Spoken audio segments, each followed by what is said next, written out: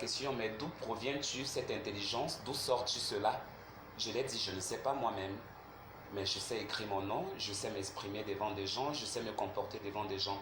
Arrivé là-bas, j'étais devenu un babysitter, je gardais les enfants, je faisais le ménage, j'écaillais le poisson, donc je nettoyais le poisson pour toute la famille qui vont venir manger. Et entre-temps, mes cousins reviennent et on m'envoyait dans la maison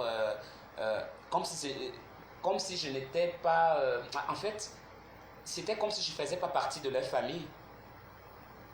C'est comme si je ne faisais pas partie de leur famille et j'avais la mauvaise nutrition.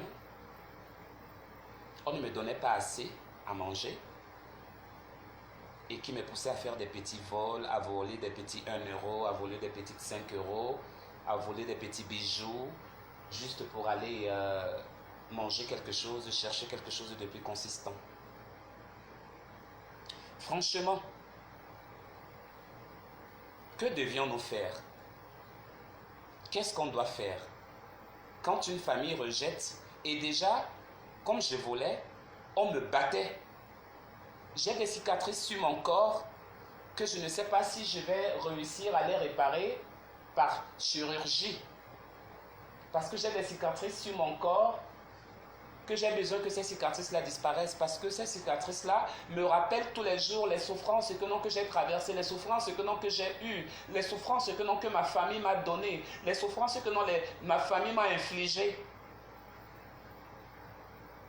Personne ne pourra savoir ou connaître ce que j'ai vécu, mais j'ai vécu quelque chose de pire. Chaque personne dans ce monde a son histoire. Voici la mienne. Elles ne sont pas similaires, les histoires ne sont pas les mêmes.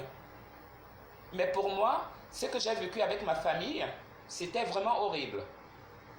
Bref, ne connaissant pas mon père, eux qui connaissaient déjà, ma famille maternelle qui connaissait déjà mon père au Gabon, moi étant déjà là, j'avais quitté le Cameroun, et j'arrive au Gabon et finalement on me présente à mon papa. Et mon papa me promet de venir me chercher parce que ma famille maternelle ne voulait pas me remettre à mon père. Alors que c'est lui qui est mon géniteur parce qu'on voulait un peu des petits pots de vin. Je ne sais pas comment appeler ça. Mais la famille réclamait de l'argent parce que eux, ils se disaient en Afrique que élever un enfant veut dire que non, mon père m'avait abandonné et qu'il fallait payer et qu'il fallait que mon père paye. J'ai montré à mon père mes cicatrices, je lui ai montré mes problèmes, je l'ai tout expliqué. Je l'avais déjà rédigé une lettre d'avance que je devais lui glisser à la main et je lui ai glissé. Et il m'avait promis que le lendemain, il devait venir me chercher. Mais malheureusement, il n'était plus revenu parce qu'il était parti en mission aux États-Unis. C'était un administrateur civil au ministère des Finances à Libreville au Gabon. Et mon père était parti et moi, j'avais fui la maison familiale parce que je savais qu'entre les mains de mon père... que j'avais plus rien à craindre. Et ce jour-là, le faux rendez-vous a fait que quand je suis retourné à la maison familiale, on m'a battu, on m'a mis de ces cicatrices sur le corps. Prochainement, je pourrais vous les montrer. On m'a torturé, je ne mangeais pas, on m'a attaché avec des chaînes, on me disait qu'il fallait que j'arrête l'homosexualité, et qu'il fallait que j'oublie mon père. Et tout ça là a duré 2 ans. 2 ans de souffrance, sans aller à l'école, sans rien.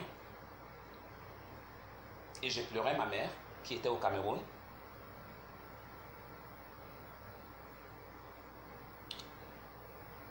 C'est très terrible. Excusez-moi. C'est très terrible. C'est très terrible ce que j'ai vécu. C'est très terrible. Un être humain ne mérite pas ça. Je vous assure, ce que j'ai vécu, c'est comme si je suis en train de revoir le film.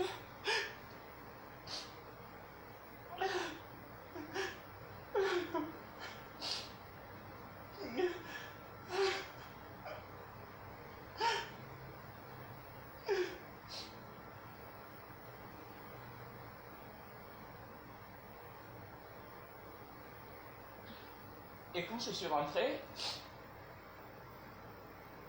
suis rentré chez moi,